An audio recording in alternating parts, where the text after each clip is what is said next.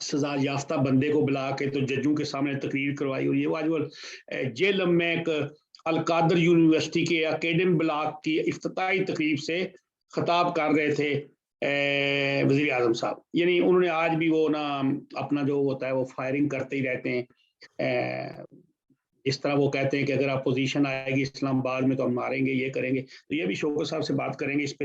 اور انہوں نے اپنے بھی ایک بندے کو نوٹس دے دیا کہ اس نے وہ بتایا کہ وہ امریکہ میں ہم گئے تھے تو وہاں پہ لڑائی ہوئی وہ سرتاج گل صاحبہ کی کسی ڈائریکٹر کے ساتھ. اب اس فتیانہ صاحب پہ الزام یہ لگایا ہے کہ آپ نے، اب کتنا بونڈا الزام ہے کہ آپ نے جو وہ وہاں پہ جو آرگنائزر تھے ان سے ایک سم کارڈ مانگا کہ بھئی سم کارڈ مجھے دو، میں یہاں پہ ٹیلی فون کیا کروں، اور اس کے بعد آپ نے ان سے گاڑی مانگی. تو میرا خیال ہے جو آرگنائزر ہوتے ہیں کسی پروگرام کے وہ یہ تو ٹرانسپورٹ وغیرہ تو دیتے ہی رہتے ہیں، اس پہ کیا ابھی ان سے بات کریں. ایک اور جو بات ہم نے کشمیر کے بارے میں کرنی تھی، مجھے کسی نے ایک تصویر بھیجی ہے چھتر یونیورسٹی کے بارے میں. وہاں کا جو پانی ان کے جو وہ کیا اس کو کہتے ہیں جی، وہ جو نل ہوتے ہیں ان میں آ رہا ہے، وہ انتہائی گندا پانی ہے جو میرا خیال ہے کسی چھپڑ کا بھی نہیں ہوتا، اور میرا خیال ہے اس پانی کو گدھے بھی نہیں پی سکتے. انسان تو بہت بڑی ہے، جانور بھی نہیں پیتے، وہ بھی اس میں پھونکے مار مار کے پیتے. اس میں سامنے گند کچرا نظر آ رہا تھا. تو اس پہ بھی بات ہوگی کہ ہمارا پانی جو ہے وہ کدھر جا رہا ہے، ہمارا پانی کس لیے استعمال ہو رہا ہے، اور ہمارے جو بچے ہیں جو یونیورسٹیز میں جاتے ہیں مہنگی پڑھائی کرتے ہیں ان کے لیے کیا ہے، اور مظفر آباد کے شہری کو کیا ہوگا. اچھا جی، السلام علیکم جی. جی وعلیکم السلام. بات یہ ہے کہ میں نے آپ سے بات کی کل، وہی بات ہے جو کل سے ہم نے شروع کی تھی، اسی پہ آپ نے تواتر رکھنا ہے. لیکن آج وزیر اعظم نے وہ جلسے میں وہ اپنی وہ بونگیاں مارتی ہیں. پہلے وہ نجم سیٹھی صاحب کو کوئی انہوں نے بھیج دیا وہ نوٹس پہ ایمرا نے کہ آپ نے یہ کیا کہا. تو انہوں نے کہا جی میں نے کیا کہا کہ جو آپ کہتے ہیں کہ آپ کے وزیر کہتے ہیں، سارا کہتے ہیں کہ ماریں گے پیٹیں گے، تو ان سے ہی پوچھنا تھا کہ وہ کیا کریں گے آگے سے. تو انہوں نے بھی کچھ کیا ہوگا یا نہ کیا ہوگا. تو باقی بات یہ ہے کہ پانی کا میں نے آپ کو بات کی ہے. یہ آزاد کشمیر کے حالت میرے پاس فوٹو آئی ہوئی ہے، اگر آپ کہیں تو میں آپ کو سب اپنے ناظرین کو بھی یہ بتا دیتا ہوں، دکھا دیتا ہوں کہ یہ تو حالت ہے. یہ ایک ہے، یہ میرے پاس یہ چھتر یونیورسٹی کی ہے، اور یہ مجھے آپ کو نیٹ پہ بھی ہماری جو کشمیر کے جو لوگوں کی ویب سائٹ وہ ہے اپنے گروپس وغیرہ ان میں مل جائے گی، میں نے لگائی ہے آگے بھی. تو اس پہ بھی بات کریں گے. تو صورتحال جو ہے وہ آپ کے سامنے ہے. جو برادر ملک نے کل قرضہ دیا تھا 4% پہ، اس کی بات تھی. چائنا نے ابھی تک اپنے وہ 10 کے انجینئر واپس نہیں بھیجے. آج خواتین کا ایک بہت بڑا جلوس ہوا ہے گوادر میں، شاید آپ کو. جی جی. انہوں نے گوادر کے حقوق کے لیے، بلوچستان کے حقوق کے لیے خواتین آئی ہیں. انہوں نے کہا کہ صحافیوں کو کہ ہمیں پتہ ہے کہ آپ کے اوپر بہت مظالم ہوتے ہیں، آپ کو اغوا کیا جاتا ہے، آپ کو مارا جاتا ہے، تو اب ہم نکلی. جی بات یہ ہے کہ آپ کا بہت شکریہ اہم نکات کی طرف توجہ مبذول کرانے کی. آج واقعی سوشل میڈیا پہ میں نے بھی وہ ڈیمونسٹریشن جو خواتین بہت بڑی جی، بہت بڑی تھی، ہزاروں کی تعداد میں خواتین تھی، اور میں نے بلوچستان کے حقوق، اپنے حقوق، اور بالخصوص گوادر کے لوگوں کے حقوق کے لیے ایک بہت بڑا مظاہرہ کیا. اور یہ متوسط طبقہ تھا. اور یقیناً بلوچستان میں تو چند ایک لوگ ہیں جو امیر ہیں، باقی تو وہ متوسط اور غریب طبقہ ہے. اور ان کے جو مسائل اور مشکلات ہیں وہ تو قیام پاکستان سے ہی شروع ہو گئی تھی. اور یہ انفارچونیٹ ہے کہ کسی بھی حکومت نے ان کے جو عمومی مسائل ہیں ان کی طرف کبھی توجہ نہیں دی. حالانکہ بلوچستان رقبے کے لحاظ سے پاکستان کا سب سے بڑا صوبہ ہے، اور آبادی کے لحاظ سے کم ترین، اور نیچرل ریسورسز کے اعتبار سے شاید ساؤتھ ایشیا کے چند خطوں بڑے ملک میں کا شمار ہوتا ہے کہ جس میں بہت بے انتہا نیچرل ریسورسز ہیں، اور اس کی اپنی جو جیو پولیٹیکل اہمیت ہے وہ بھی بہت زیادہ ہے. جی پھر سمندر جس کو ہمیشہ ملک اپنے بقا اور اپنی سلامتی اور اپنے مفادات کے لیے اہم سمجھتے ہیں، تو جی بلوچستان جو ہے وہ واحد صوبہ ہے جس کے ساتھ سمندر بھی لگتا ہے، اور گوادر کا یہ پورٹ جو ہے وہ بہت اہمیت کا حامل ہے۔ جی بلوچستان میں عمومی طور پر اگر آپ یہ دیکھیں تو گزشتہ کئی سالوں سے جی وہاں لوگ جیلوں میں ہیں، اپنے حقوق کی تحریک میں کئی لوگ جو ہے وہ عقوبت خانوں میں پڑے ہوئے ہیں، کبھی جی کبھار کوئی ایک ریلیز ہو جاتا ہے، لیکن موسٹلی لوگ ایسے بھی ہیں جن کو 10 سال ہو گئے ہیں، جو مختلف عقوبت خانوں میں بند ہیں، قید ہیں، اور ان کے ورثاء کو ان کی خیر و عافیت کا بھی کوئی علم نہیں ہے۔ میں یہ سمجھتا ہوں کہ 21ویں صدی میں یہ ایک بہت بڑا ظلم ہے، کسی کارکن کو اس طرح اغوا کر کے غائب کر دینا اور پھر اسے کسی عدالت یا اپنے وکیل سے یا اپنی فیملی سے ان کی کوئی ایکسس نہ ہو۔ دنیا میں جب بدترین غلامی بھی رہی ہے تو اس وقت بھی قیدیوں کے جو حقوق تھے ان کا خیال رکھا جاتا تھا، خاص کر کے ایک قیدی جو ہے چاہے اس کو عمر قید کی ہو یا سزائے موت کی سزائے کیوں نہ سنائی گئی ہو، لیکن وہ اپنے ورثاء سے اور اپنے وکیل سے وہ مل سکتا تھا، اور انہیں وہ تمام سہولتیں تھی جو جیل مینول کے مطابق ہوتی ہیں۔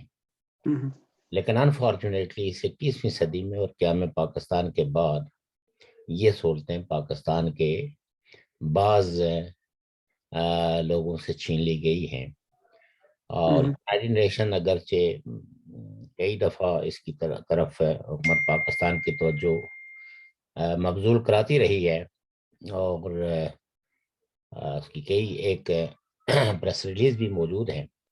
جی لیکن انفارچونیٹلی پاکستان کی حکومت ہے اس طرف کوئی توجہ دینے کے لیے تیار نہیں ہے، اور اس کی بڑی وجہ یہ ہے کہ پاکستان کے جو سیکورٹی ادارے ہیں جی وہ سویلین حکومتوں کی کسی بھی کنسرنز کو ایڈریس کرنے کے لیے تیار نہیں ہے، اور نہ ہی سویلین حکومتیں وہ اتنی ہی جرات کر کے ان کو کہہ سکیں کہ یہ ملک لا قانونیت کا متحمل نہیں ہو سکتا، اور قانون کا تقاضا یہ ہے کہ 24 گھنٹے کے اندر اندر کسی بھی ملزم کو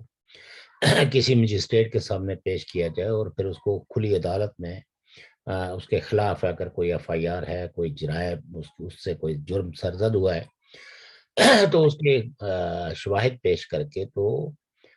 پاکستان کی جو عدالتیں ہیں ان سے اس کو سزا دلائی جا سکتی ہے، لیکن اس طرح غائب کر دینا اور ان کو نہ وکیل سے نہ فیملی سے اور نہ ہی کسی عدالت سے ایکسس اسے چھین لینا، یہ تو بنیادی حقوق کی بہت بڑی خلاف ورزی ہے۔ اور میں سمجھتا ہوں کہ دنیا کے کسی بھی حصے کے اندر اگر مسنگ پرسن ہیں تو یہ اس 21ویں صدی کے میں سمجھتا ہوں کہ منہ پہ ایک کھلا تماچا ہے، اور ان تمام اداروں پہ جو انسانی حقوق کے کی ترجمانی کرتے ہیں۔ رکھوالے ہونے کے دعوے دار ہیں، جی وہ اگر اس پہ کوئی سخت اقدام نہیں اٹھا پا رہے ہیں تو میں یہ سمجھتا ہوں کہ یہ انسانی حقوق کے چارٹر کی بھی خلاف ورزی ہے، اور یہ حکومتوں سے ان اداروں یہ ادارے جو ہے وہ جبکہ ان کو یہ مینڈیٹ دیا گیا تھا تو اپنے یہ مینڈیٹ کی خلاف ورزی کر کے اپنے کوئی فوری جو مفادات ہیں ان کے تابع رہتے ہیں، یا ریاستوں کے بارے میں کوئی انتہائی اقدام اٹھانے کے لیے ان میں وہ جرت نہیں ہے جو چارٹر آف ہیومن رائٹس جو ہے وہ ان سے تقاضا کرتا ہے۔ تو یہ تو آپ کہہ سکتے ہیں کہ جبر کے اس ماحول کے اندر بالآخر خواتین ایسے معاشرے میں جہاں خواتین عام طور پر سیاسی جلسے جلوسوں میں بھی شرکت نہیں کرتی، جی جی ان کا اس طرح کا بھرپور احتجاج جی جہاں میں سمجھتا ہوں کہ خوشائند اس لحاظ سے ہے کہ جب خواتین انسانی حقوق کے تحفظ کے لیے سڑکوں پہ آ جائیں اور تحریک کا آغاز کریں تو اس خطے کو زیادہ عرصے تک حقوق سے محروم نہیں رکھا جا سکتا۔ لیکن یہ دوسری طرف ایک الارمنگ سچویشن بھی ہے، اور یہ ایک سوسائٹی کے اندر جو جبر کی مختلف کیفیتیں ہیں ان کا اظہار بھی ہے کہ اب خواتین جو ہے وہ بھی اس صبر کا دامن چھوڑ چکی ہیں اور سڑکوں پہ آ کے ہائے ہائے اور اپنے مطالبات کے حق میں جو ہے وہ مظاہرے کر رہی ہیں، نعرے بازی کر رہی ہیں۔ تو یہ پاکستان کی سول سوسائٹی کو، پولیٹیکل پارٹیز کو اس پہ خصوصی توجہ دینی چاہیے۔ جہاں تک وزیر اعظم پاکستان کا کی اس تنقید کا کہ نواز شریف کو کیوں جو ہے مدعو کیا گیا وہاں پہ، مدعو کیا گیا اور ان سے تقریر کی گئی اور عدلیہ کے ججز وہاں کیوں گئے، تو میں یہ سمجھتا ہوں کہ یہ بھی ایک طرح کا جبر مسلسل ہے کہ سول سوسائٹی کوئی اگر تقریب، اور نواز شریف یقیناً کوئی ایسے عام سے آدمی نہیں ہے، وہ 3 دفعہ اس ملک کے پرائم منسٹر رہے ہیں اور آج بھی ان کی پارٹی پاکستان کی موسٹ پاپولر پارٹیوں میں اس کا شمار ہوتا ہے۔ اس کے وہ قائد ہیں، جی اور پاکستان کی سول سوسائٹی جانتی ہے کہ یہاں سیاسی رہنماؤں کو کس طرح کے دکم پیل کا سامنا ہے، اور عدالتیں کس طرح اپنے سے بالائی طاقتوں کو خوش رکھنے کے لیے فیصلے کرتی ہیں۔ لیکن میں یہ بھی کہنا چاہتا ہوں کہ قانون نواز شریف صاحب کو مجرم نہیں سمیٹا۔ ابھی تک آپ یہ سمجھے کہ جو سزائیں ان کو دی گئی تھی وہ سزائیں معطل ہے، اور جی ان کی ضمانت ہے۔ ٹھیک ہے کہ وہ شاید کورٹ پروسیڈنگز میں اپنے بیماری کی وجہ سے شریک نہیں ہو سکے، لیکن یہ اتنا بڑا منہ بھر کے ان کو مجرم کہنا، میں سمجھتا ہوں کہ یہ قانون کی بھی توہین ہے یا قانون سے لاسمجھی کی بات ہے۔ کیونکہ جب کوئی شخص جو ہے اس کی سزا معطل کر کے اس کو ضمانت دے دی جائے تو پھر وہ ابھی تک ملزم ہی رہتا ہے، اس پہ مجرم کا ہونے کا اطلاق نہیں لگایا جاتا تا وقت کہ اس ملک کی جو اعلیٰ عدالتیں ہیں وہ حتمی طور پر اس شخص کے مستقبل کے بارے میں کوئی فیصلہ نہ سنا دیں۔ جی تو اور آسمہ جہانگیر صاحبہ کے ساتھ تو آخری وقت میں نواز شریف صاحب کے بہت ہی اچھے تعلقات تھے، بلکہ آپ کو یاد ہونا چاہیے کہ آخری وقت میں نواز شریف صاحب نے ہی ان کو کال کی اور وہ ایک کیس کے حوالے سے انہیں کہنا چاہتے تھے کہ آپ یہ کیس جو ہے وہ لیں، جی اور دوران گفتگو ہی ان کو وہ ہارٹ اٹیک ہوا۔ یا جی جی آج کل آپ کو پتہ ہی ہے کہ انٹیلیجنس ایجنسیز کے پاس ہے مارنے کے لیے ایسے سوفسٹیکیٹڈ ویپنز اور لیزرز اور بہت سارے ایسی چیزیں ہیں جس سے کہ آپ حتمی طور پر اس لیے کچھ نہیں کہہ سکتے کہ جس شخص کی کوئی ہارٹ اٹیک کی ماضی کی کوئی ہسٹری بھی نہ ہو، اور وہ ایک مشہور خاتون تھی اور ایک انٹرنیشنل فیم کی تھی، وہ United nation human rights council کی رپورٹرز بھی تھی، ریلیجس رائٹس کے حوالے سے، منورٹیز کے رائٹس کے حوالے سے انہوں نے کئی جگہوں پہ رپورٹیں کمپائل کر کے UN میں داخل کی، اور ویسے بھی وہ ایک بڑی بھاری بھرکم آواز تھی سول سوسائٹی کی، جی اور عدلیہ اور جنرلوں کے کردار کی وہ بڑی شدید قسم کی ناقد تھی۔ جی کئی پروگرام جو ہے وہ ٹی وی پہ موجود ہیں جس میں انہوں نے جنرلوں کو شدید تنقید کا نشانہ بنایا، اور جوڈیشری اور خاص کر کے ججز کی جو دباؤ قبول کرنے کی جو صلاحیت ہے اس کو بھی وہ ہمیشہ تنقید کرتی رہی ہیں، اور وہ ججز کے کہتی رہی ہیں کہ انہیں قانون اور آئین کے مطابق فیصلے کرنے چاہیے اور دباؤ قبول نہیں کرنا چاہیے۔ اس اعتبار سے جو منتظمین تھے، جو آسمہ جہانگیر فاؤنڈیشن کے جو منتظمین تھے، کیونکہ وہ ایک بین الاقوامی شخصیت تھی، تو اس اعتبار سے اس پروگرام کو کئی ایک انٹرنیشنل NGOز نے بھی جو ہے وہ اس میں حصہ ڈالا تھا، اس پروگرام کو کامیاب کرنے کے لیے، اور جی اس میں ملکی اور بین الاقوامی یعنی پاکستان کے اور پاکستان سے باہر کے ہندوستان کے مختلف مدعوین جو ہے وہ مدعو تھے۔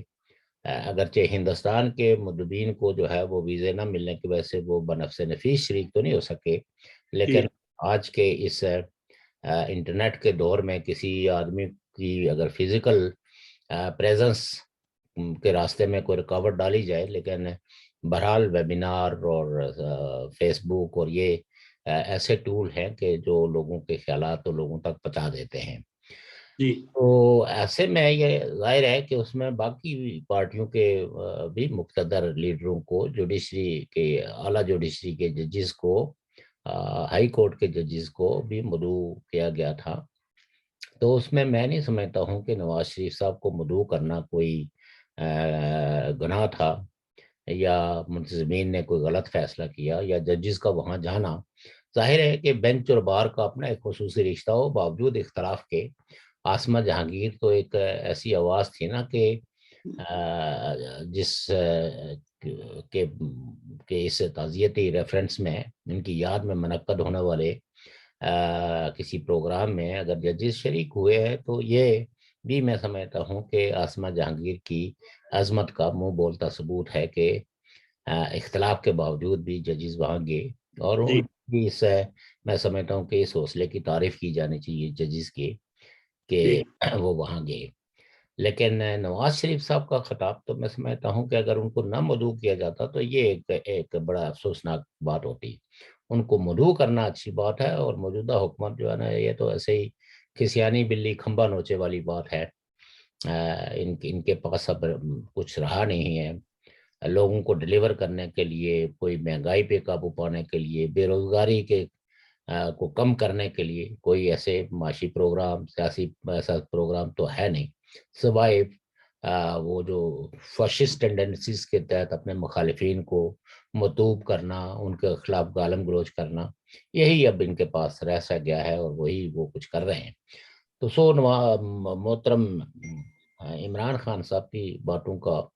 اب میرے خیال میں پاکستان کی سول سوسائٹی زیادہ ان کو اہمیت نہیں دیتی. وہ سمجھتے ہیں کہ بلکہ کل کوئی بات کر رہا تھا، وہ کہا تھا کہ اگر ان کی تقریر سے 3 لفظ ہٹا دیے جائیں تو باقی تو یا ان پر پابندی لگا دی جائے کہ یہ لفظ نہیں استعمال کرنے، تو وہ تقریر ہی نہیں کر سکتے. تو اس لیے ان کی بات کو تو میں نہیں سمجھتا ہوں کہ کوئی اتنی اہمیت کی حامل ہے. جہاں تک آپ نے مظفر آباد یونیورسٹی کے طلباء کو ایک گندا پانی جو جی جا رہا ہے، پینے کا صاف پانی نہیں میسر، تو آزاد کشمیر میں فرینکلی سپیکنگ آزاد کشمیر کے لوگ جو ہے بنیادی سیاسی، سماجی، معاشی حقوق سے محروم ہیں، اور ایک لیڈرلیس خطہ ہے جہاں کے کرسی پہ بیٹھے ہوئے لوگ اس پوزیشن میں نہیں ہیں. لیکن البتہ میں سمجھتا ہوں کہ پینے کا یعنی یہ چھوٹی موٹی سکیموں کے تحت یہ تو چیزیں مہیا کی جا سکتی ہیں، لیکن مظفر آباد میں کچھ تو ایک تو یہ ہے کہ جو قدرتی چشمے تھے جو میٹھا جی پانی لوگوں کو دیتے تھے، جی تو ایک تو 2005 کے زلزلے نے ان میٹھے پانیوں کے چشمے جو ہے وہ کچھ علاقوں سے تو غائب ہو گئے زلزلے کی وجہ سے، اور جو کچھ باقی بچے ہوئے تھے تو ان کو بھی جو انہوں نے دریاؤں کا رخ موڑنے کے لیے جو ٹنلز کھودی، تو اپریرین پارٹس کے اندر جو ہے وہ پانی کے جو قدرتی چشمے تھے وہ غائب ہو گئے، اور وہاں پانی کا واقعی ایک صاف پانی کا ایک بحران ہے. لیکن اس 21ویں صدی میں اگر پانی دستیاب ہے تو اس کو صاف کرنا کوئی مسئلہ نہیں ہے. یہ تو انتظامیہ کی عدم توجہ کا مسئلہ ہے کہ انہوں نے نہیں سر، میرا خیال ہے وہ لائن جو ہے نا، جو ہوتی نہیں، وہ دوسری گندے پانی کی لائنیں ہوتی ہیں، جی جی جی اس میں پانی صاف پانی کو ان کی لائنیں بند ہوئی ہیں، پتہ نہیں کیا انہیں پتہ نہیں دے رہے نہیں دے رہے، لیکن گندا پانی کی لائنیں صاف یہ پانی فلٹر والی بات ہی نہیں ہے نا. بات یہ ہے نا کہ ایک تو بات یہ ہے کہ یہ تو وہاں کوئی سیوریج سسٹم ایسا نہیں ہے جیسے شہر میں ہوتا ہے کہ کوئی لائن مل گئی جی پانی کی تو صاف پانی کو اس نے کھدلا کر دیا، یا گندا مواد جو ہے وہ آپ کے پینے کی. آزاد کشمیر کا جو وہاں تو پانی کی جو لائنیں ہیں وہ بالکل سیپریٹلی ہیں، اور جن ٹینکوں سے ان تک لایا جاتا ہے پانی اور آگے سپلائی کیا جاتا ہے گھر گھر، وہ اسی صورت میں ہو سکتا ہے کہ پیچھے ٹینک کا جو پانی ہے وہ اتنا جی خراب ہو گیا ہو، ٹینکوں کو، کیونکہ ٹینکوں کو صاف کرنا پڑتا ہے نا بارشوں کی وجہ سے، ظاہر ہے۔ میرپور میں بھی یہی مسئلہ ہے نا، میرپور میں بھی یہی مسئلہ ہے۔ تو میرپور میں تو چلو کچھ چھوٹا موٹا آپ سیوریج سسٹم کا بھی وہ کر سکتے ہیں، جی جی لیکن یہ بیسک مسئلہ یہ ہے کہ ٹینکوں کو صاف ہی نہیں کیا جاتا، برسا جی برس بنے ہوئے ٹینک ہیں اور وہ بھی کھلے ہیں، ان میں سانپ پڑے ہوں یا گند پڑا کتے ہو، پڑے ہوں، کوئی مسئلہ ہی تو نہیں ہے۔ ڈیفینیٹلی ایک وقت ایسا آتا ہے کہ آپ کے پینے کے پانی میں بھی وہی کچھ جو پیچھے سورس میں ہوگا وہی جائے گا۔ یہ ادھر بھی ایسے ہی ہوگا۔ اور اس میں سمجھتا ہوں کہ بلدیاتی جو ادارے ہیں ان کو توجہ دینی چاہیے، اور یہ وزیر بلدیات اور اس طرح کے جو لوگ ہیں وہ انہیں لوگوں کو پینے کا صاف پانی مہیا کیا جانا چاہیے، اور یہ تبھی ممکن ہے کہ جب ٹینکوں کو صاف کیا جائے، جہاں پانی کے جو ریزروائر ہیں ان میں جب تک صفائی نہیں کی جائے گی تو اس وقت تک لوگوں کو یہ گندا پانی ملتا رہے گا۔ گاؤں میں تو لوگ عام طور پر حکومتی اداروں پہ کوئی یقین نہیں کرتے، ان کو تو اگر نل کے ذریعے پانی میسر ہے تو وہ خود ہی اپنے ریزروائرز کو صاف کرتے ہیں، ٹینکوں کو صاف کرتے ہیں، آگے کنیکشنز کو وہ دیکھتے ہیں، اگر پانی کہیں غلط آ رہا ہو تو پھر بھی وہ پیچھے جا کے چیک کرتے ہیں۔ لیکن یقیناً ایک سرکاری عمارت جہاں نسل نو پڑ رہی ہے وہاں تو وہ اس پوزیشن میں نہیں ہے کہ وہ ٹینکوں کو جا کے صاف کریں، یہ تو حکومت کا کام ہے، اور ہزاروں لاکھوں جو فنڈز ہیں ان کو یہ ذاتی تجوریوں میں ڈل لیتے ہیں اور اس پہ کوئی توجہ نہیں دیتے۔ اور بھی آپ سڑکوں کی حالت دیکھیں، اسپتالوں کی حالت دیکھیں، آزاد کشمیر کے اندر تو جو ہے وہ جو اسپتال ہیں وہ بھی ان کی بھی حالت بڑی بری ہے۔ کئی ایک سینٹر ایسے ہیں جن میں کوئی ایک کلاس ڈسپینسری نہیں ہے، اور اگر ڈسپینسری کی عمارت موجود ہے تو اندر ڈاکٹر نہیں ہے، ڈاکٹر ہے تو ساری فیسلٹیز نہیں ہیں۔ آج بھی مریضوں کو جو ہے وہ راولپنڈی ہی ریفر کیا جاتا ہے۔ آزاد کشمیر میں کوئی ایک بھی ہاسپٹل ایسا نہیں ہے جو ہر بیماری کا علاج کر سکے۔ تو یہ تو میں سمجھتا ہوں کہ حکمرانوں کے وہ سارے دعوے جو ہے نا وہ ریت ثابت ہوتے ہیں اس وقت ہے کہ جس وقت آپ کسی بھی ایک بھی ادارے کا اگر آپ وزٹ کریں، اسکول کی عمارتیں جو بنائی جاتی ہیں کالجز کی، ان میں وہ مناسب مقدار میں نہ تو ریت شامل کیا جاتا ہے اور نہ ہی سیمنٹ، اور نتیجہ یہ ہے کہ جس وقت بارشیں یا سخت موسم آتے ہیں تو وہ دیواریں گر جاتی ہیں، اور پھر ان دیواروں کو واپس تعمیر کرنے کے لیے، ان کو رینوویٹ کرنے کے لیے آپ یہ سمجھیں کہ کتنی کوششیں لوگوں کو کرنی پڑتی ہیں۔ کئی لوگ تو تنگ آ کے پھر اپنی مدد آپ کے تحت چندوں کے ذریعے جو ہے وہ سڑکیں بھی مرمت کرتے ہیں، اور ہاسپٹل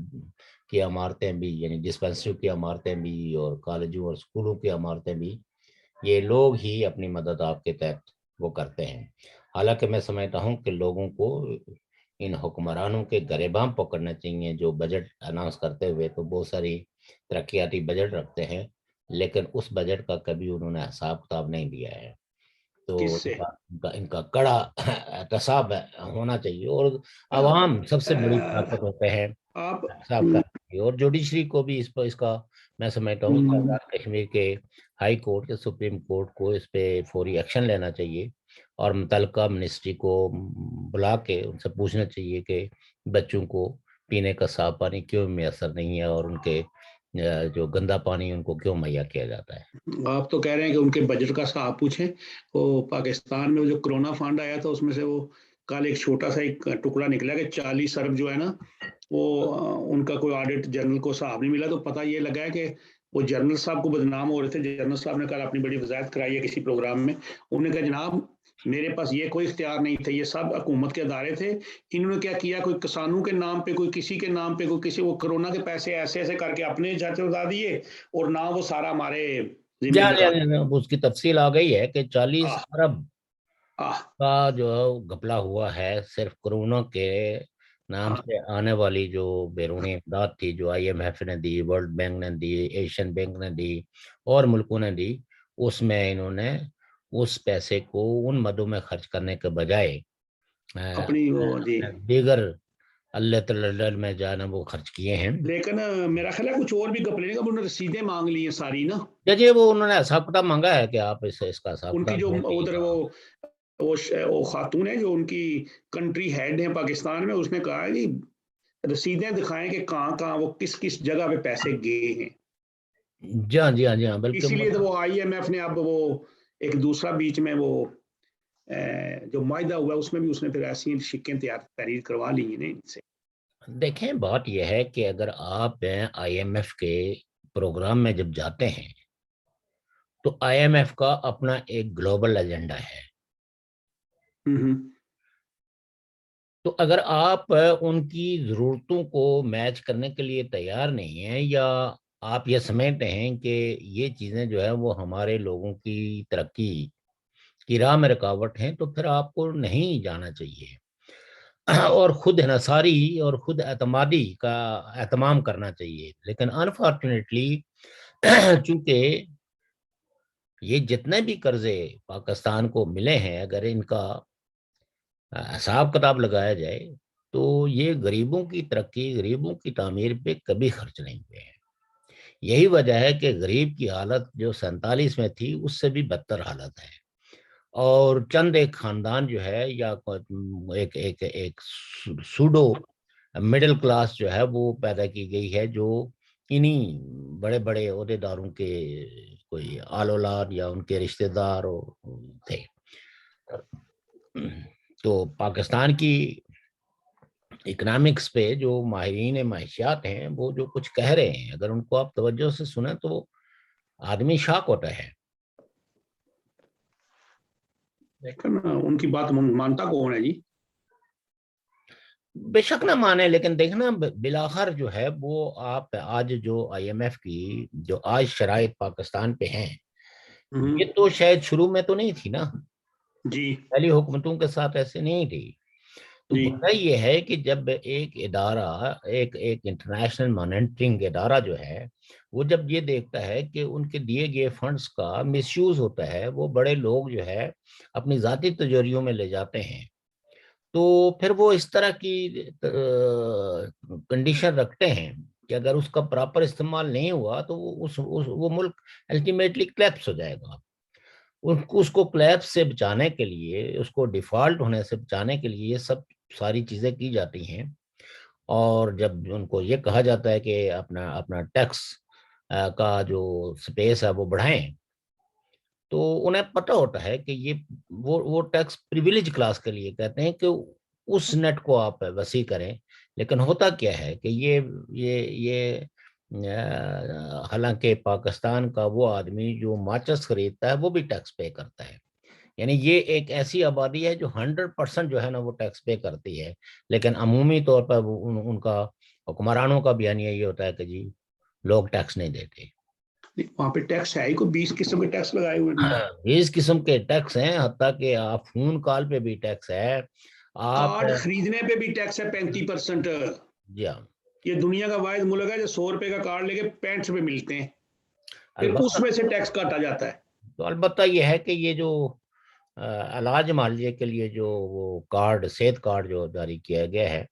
کہتے ہیں کہ اس میں کافی بہتری لائی گئی ہے. اور اب جو ڈاکٹر صاحب وہ بھی سب لوگوں کو نہیں ہے، وہاں پہ بھی بڑی سفارشیں چلتی ہیں. کچھ لوگوں نے بتایا ہے کہ وہاں پہ بھی بڑے عجیب سے کام ہے، کچھ وہ اسپیشل ڈاکٹر ان کے ہیں جو کارڈ سے پیسے نکالتے ہیں، جو ان کے اپنے لوگ ہیں. بلکہ خیبر پختونخوا میں تو کئی اسپتال باقاعدہ پکڑے گئے ہیں کہ اس جگہ پہ ہے ہی نہیں ہے. بلکہ کل ایک میں آپ کو بتاؤں، کل ایک وزیر اعلیٰ سندھ کے ایک وہ ایڈوائزر ہیں جو ان کی وہ ایڈمنسٹریشن کے، پتہ نہیں وقار مہدی صاحب نام ہے ان کا، انہوں نے کراچی میں ایک بورڈ ہے، کوئی واٹر بورڈ ہے کا ایک محکمہ ہے، ہاں واٹر بورڈ، وہاں پہ ایک چھاپا مارا ہے. وہاں پہ اس واٹر بورڈ کے 10,000 ملازم ہیں، اور 10,000 لوگ جو ہیں اس کے وہ جو پینشن وغیرہ ریٹائرڈ وغیرہ ہو گئے یا کچھ ہو گیا، ان کو جو میڈیکل فیسلٹیز ملتی ہیں وہ واٹر بورڈ دیتا ہے. اس نے کیا کیا ہوا کہ 4 میڈیکل سٹور ہیں، جی 4، ایک چرنگی میڈیکل سٹور ہے کوئی، ایک کوئی ایسے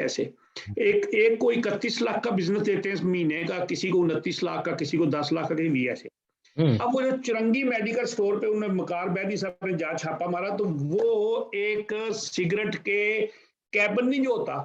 جی اتنی سی دکان تھی اور اس کے اندر خالی ریک پڑے ہوئے تھے دوائیاں کوئی مطلب وہ دکان اگر وہ اس کی حالت ہی نہیں تھی کہ وہ اتنا بڑا بزنس کر سکے اس کا کوئی بورڈ نہیں لگا ہوا کوئی کچھ نہیں چھوٹا سا. تو اب جب انہوں نے وہ سارا کچھ کیا انہوں نے کہا انکوائری کریں اس کی یہ بدنام تو سندھ حکومت کی ہوئی ہے آپ نے یہ کیا ہو رہا ہے. وہ جو ڈپٹی ڈائریکٹر وہ سارے ایڈمنسٹریشن بیٹھے ان کو پوچھا بھی آپ کیا کر رہے ہیں ملازم کدھر ہیں یہ کیا ہے لیکن مطلب اچھا انہوں نے کام کیا لیکن اب دیکھیں نا اس طرح کے صحت کے معاملے ہو رہے ہیں کہ ایک میڈیکل سٹور کی اپنی ویلیو 1.5 لاکھ نہیں ہے تو اس کو آپ 31 لاکھ کا مہینے کا وہ دوائیاں بیچ رہا ہے. یعنی وہ اصل میں کہتا ہوں آپ کو کہ یہ کرپٹ سسٹم ہے. ان لوگوں نے جو ہے نا وہ سو کارڈ قسم کی دکانیں بنائی ہوئی ہیں اسٹور بنائے ہوئے ہیں لیکن بیسیکلی وہ رشوت دے کے تو اسٹوروں سے مریضوں کے نام پہ وہ دوائیاں بیچ جاتی لیتے ہیں اور پھر اس کو آگے بیچتے ہیں مہنگے داموں. تو یا وہ لین دین بس اسی طرح بنتا ہے کاغذوں میں کنٹرول نہیں ہے کوئی. یعنی یوں سمجھیں کہ جب نظام درم برم ہو جائے نا تو پھر اسی طرح کا ہوتا ہے. اور پاکستان میں انفارچونیٹلی سسٹم جو ہے وہ ٹوٹلی بریک اپ ہوا ہے. کوئی ادارہ جو ہے وہ کسی کے سامنے جواب دہ نہیں ہے. اب جو نیا کٹا کھل گیا وہ الیکشن کمیشن میں جی لاہور میں کوئی ویڈیو وائرل ہوئی پہلے انہوں نے کی ہے پیپلز پارٹی نے کہ جی وہ 2,000 روپے وہ لوگوں نے ماسک پہنے ہوئے ہیں تو وہ دے رہے ہیں تو ووٹ کا تو حلف لے رہے ہیں. اب نون لیگ نے کہا جی کہ یہ تو ہمارے دفتر ہی نہیں ہے یہ دفتر تو انہوں نے خود جعلی بنایا کسی ایک کمرے میں فوٹو شوٹو لگا کے پیچھے بندوں کو وہ ماسک چلا کے. تو اب دیکھیں الیکشن کمیشن نوٹس بھیجا راجہ پرویز اشرف صاحب کو جرمانہ کر دیا ہے. یہ تو جرمانہ کیا راجہ پرویز اشرف صاحب کو وزیر اعظم پاکستان کو. بات یہ ہے کہ اگر فرض کریں کہ آپ کو ویڈیو بنانے کا ٹائم ہے تو آپ الیکشن کمیشن کو ڈیورنگ دیٹ پیریڈ انفارم کر سکتے ہیں کہ وہ چھاپا مار کے یا پولیس کو جی تو ایسے لوگوں کو گرفتار کریں. تو یہ عام طور پر آج کل کی جو ٹیکٹسز ہیں چونکہ کوئی ادارہ کسی کو سپورٹ کر رہا ہے کوئی کسی کو سپورٹ کر رہا ہے تو وہ ایک دوسرے کو ڈیفیم کرنے کے لیے. ورنہ مجھے آپ یہ بتائیں کہ پاکستان کے جو الیکشنز ہیں اس طرح کہاں مطلب یہ ہے کہ کوئی الیکشن آفس کھول کے تو پیسوں کی تھیلیاں رکھ کے تو لوگوں کو بلا کے تو ان سے حلف لیا جائے. یہ تو حلقے کے جو لوگ ہوتے ہیں جو اس پارٹیز کے کارکنان وہ جانتے ہیں کہ کون سے لوگ ہیں جن کو اگر کچھ پیسے دیے جائیں تو وہ ووٹ دے سکتے ہیں. تو یہ سارا کام تو گھروں میں ہوتا ہے. یہ کہاں دفتر کھول کے جو ہے نا تو اس طرح کی چیزیں ہوتی ہیں. یہ تو اس دور میں بھی نہیں ہوا جس دور میں شاید پیسے لینا اور دینا کوئی اتنا زیادہ برا بھی نہیں تھا قانون کی نظر میں. تو اس وقت بھی لوگ جو ہے جب کسی کو کوئی مدد امداد کے بہانے جو ہے وہ اس کو پیسے دیتے تھے اور اوبلائج کرتے تھے کہ آپ ہمیں ووٹ دیں تو وہ طریقہ بھی جو ہے نا بڑا خفیہ اور بڑا سوفسٹیکیٹڈ ہوتا تھا. یہاں لوگوں نے ویڈیو دیکھی اس طرح پیچھے آپ کسی کی بھی تصویر لگا کے میں اپنے گھر میں تصویریں سب لوگوں کی لگا کے اور ویڈیو بنا کے تو میں پیسے بانٹوں جس کا وجود جو ہے وہ نہ ہو. تو اس طرح پارٹیوں کو ڈیفیم نہیں کیا جا سکتا. اس طرح الیکشن کمیشن کو اصل میں یہ بھی الیکشن کمیشن کے خلاف ایک سازش ہے. جی جی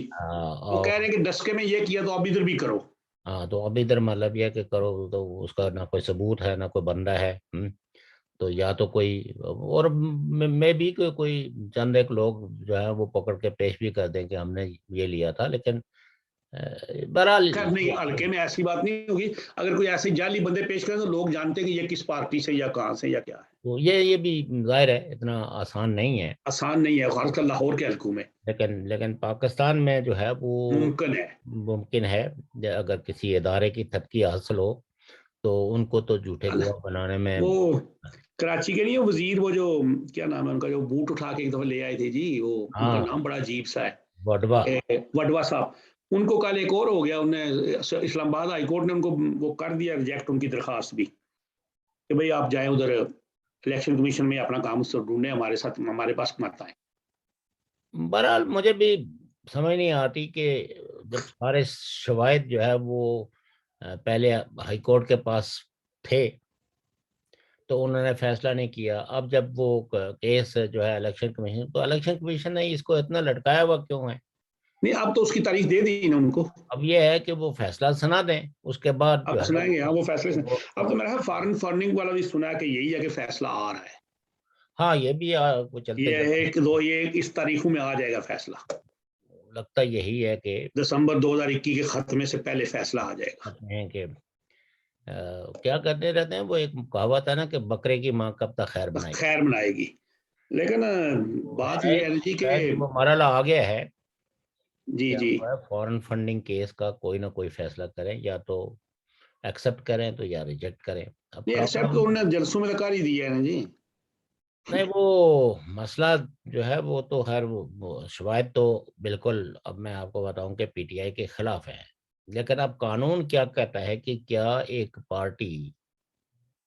جس نے فورن فنڈنگ اللیگل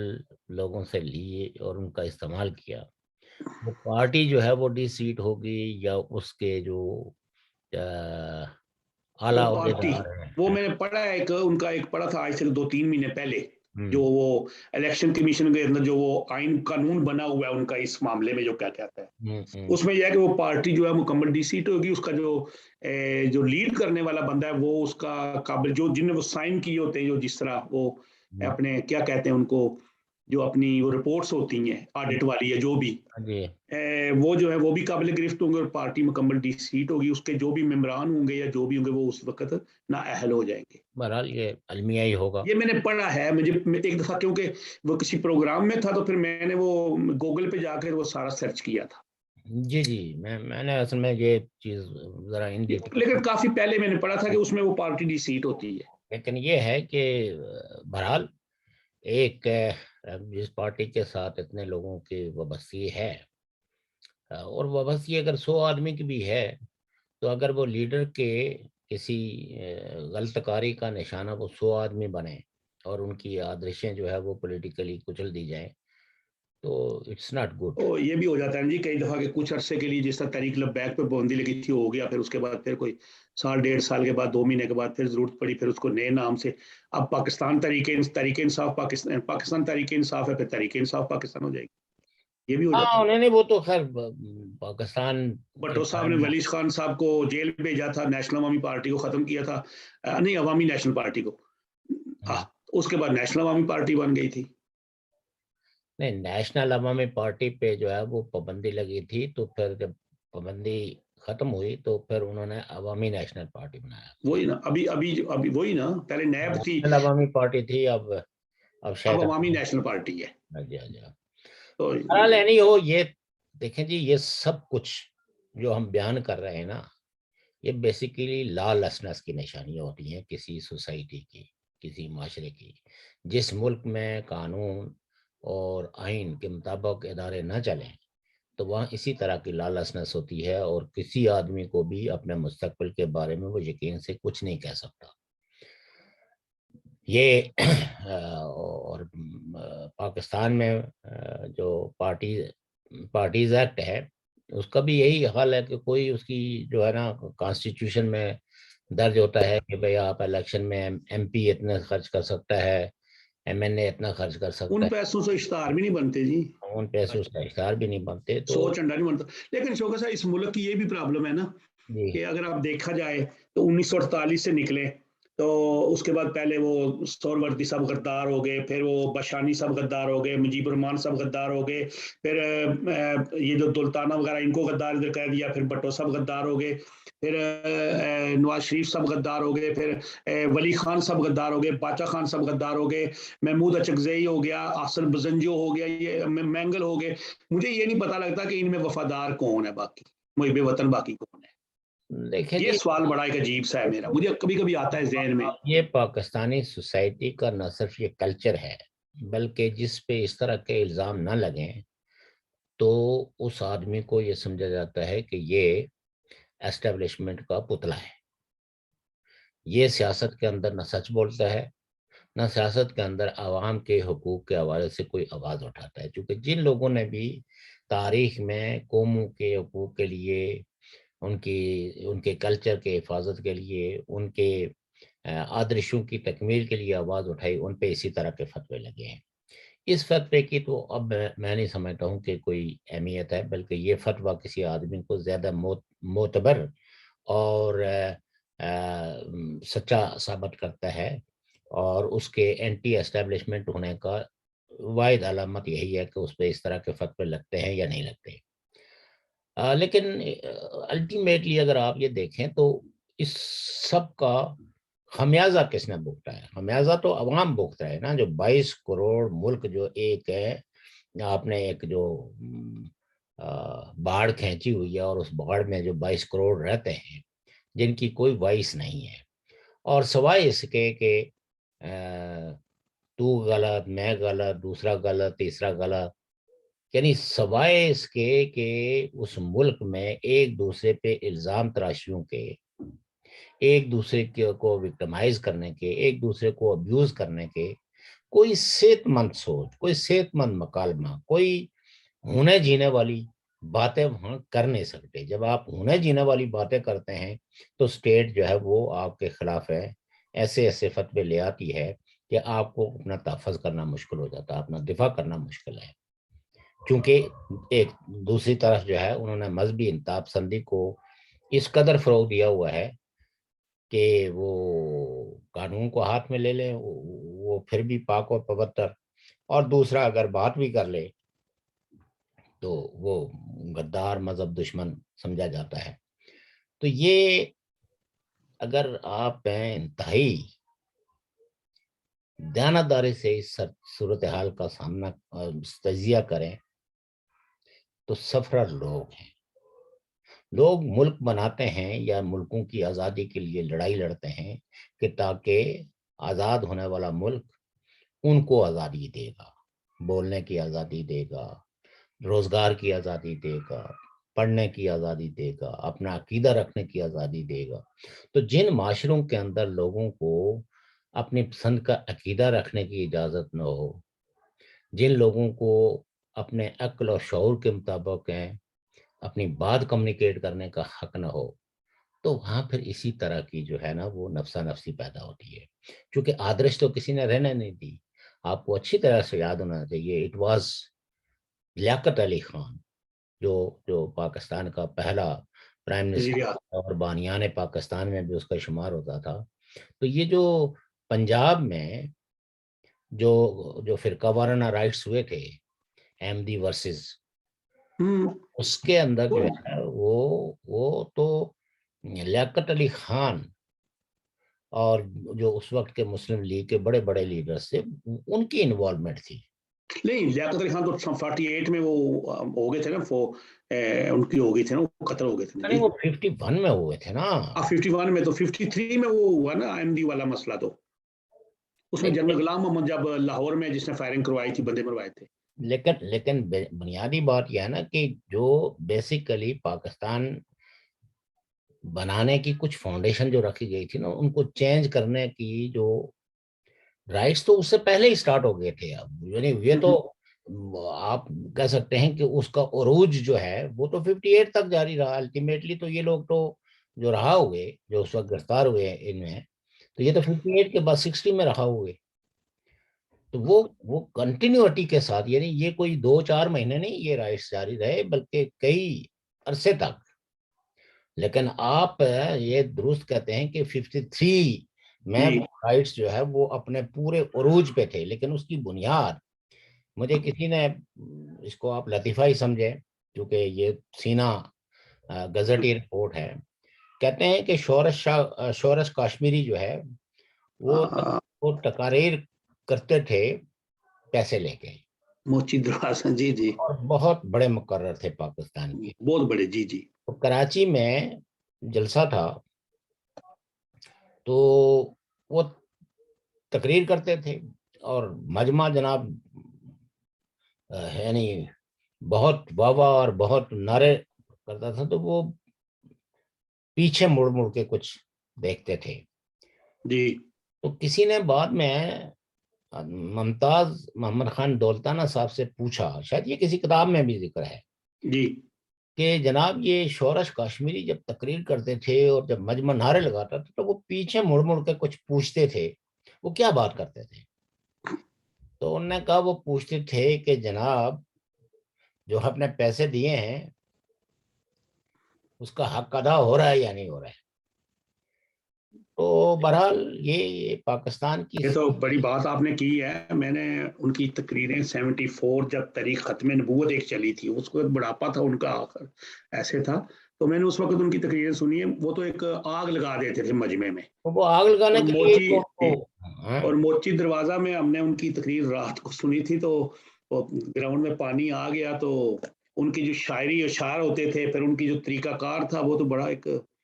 تو یہ بات آپ نے کی ہے. باقی آگ لگانے والی بات تک تو میں بالکل متفق. تو ان کو بلاتے ہی لوگ اس لیے تھے کہ تاکہ آگ لگائی جائے. اب تو ہمارے مقرر اسمبلی میں بیٹھ کے آگ لگاتے ہیں جی. چلیں، تو بہرحال یہ ہے کہ ہمارا وقت پورا ہو گیا ہے جی جی. آج تو کا. انشاءاللہ کل پھر حاضر ہوں گے. محترم ناظرین سامعین، آپ نے ہماری باتیں سنی. یہ جو آزاد کشمیر کے بارے میں بات کی، 76 کلاس یونیورسٹی، میں اس اپنے پروگرام کی وساطت سے، آپ سب ناظرین کی وساطت سے، حکومت آزاد کشمیر کی جو انتظامیہ ہے، جو بلدیہ مظفرآباد ہے، اور جو وزیر بلدیات ہیں، مجھے پتہ نہیں کتنے وزیر نام وام تو ان کا آتا نہیں ہے، لیکن مجھے شک پڑتا ہے کہ وہ سینسا والے ہیں، اخلاق صاحب. تو ہمارے وہ بڑے اچھے دوست بھی ہیں، کبھی رہے، اور ابھی ہم ایک سیاست میں بھی سیاست ساتھی رہے. مطالبہ کرتے ہیں کہ یار کم خدا خوفی کرو، اللہ دا واسطہ جی، کہ وہ نیلم بھی ہے، جیلم بھی ہے، پانی اتنا ہے، کوئی فلٹر لے لو حکومت پاکستان سے 2 4 10 لاکھ کا، اس کو ہی لگا دو یونیورسٹی میں. اللہ کا واسطہ ہے بس، اور ہم کیا کہہ سکتے ہیں. اب آپ لوگ اور تو واسطہ سنتے نہیں ہیں، تو ہم اسی پہ اکتفا کرتے ہیں. انشاءاللہ کل پھر ملیں گے. اللہ حافظ.